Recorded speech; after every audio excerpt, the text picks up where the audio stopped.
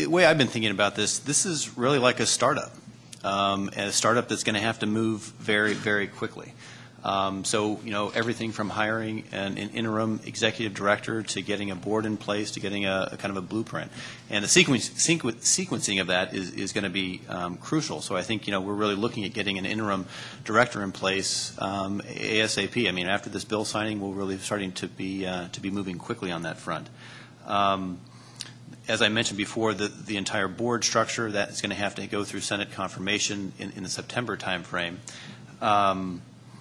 And then there is really a whole business plan that needs to be developed and vetted and then brought back to the legislature in February. And I certainly would want everybody to leave here today understanding kind of how this entire legislation was framed. What was passed in Senate Bill 99, you can really think of it as a framework legislation. And I think that's really where you had legislative approval and buy-off that, okay, we acknowledge the exchange could be a great thing for Oregon. There's still a lot of details that need to get worked out.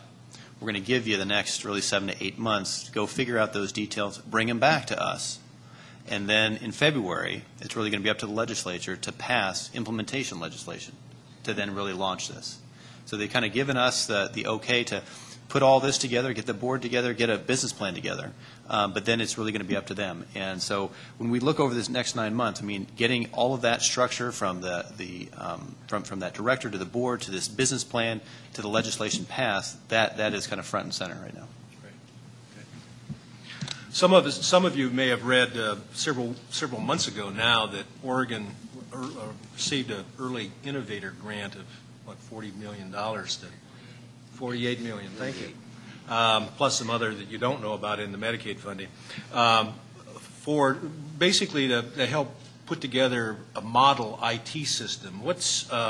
Tell us about this IT, the central role of IT, the information technology, in how it's particularly conceived nationally, how exchanges are going to have to operate, and a general sense, because I know you're like me as a generalist. Okay.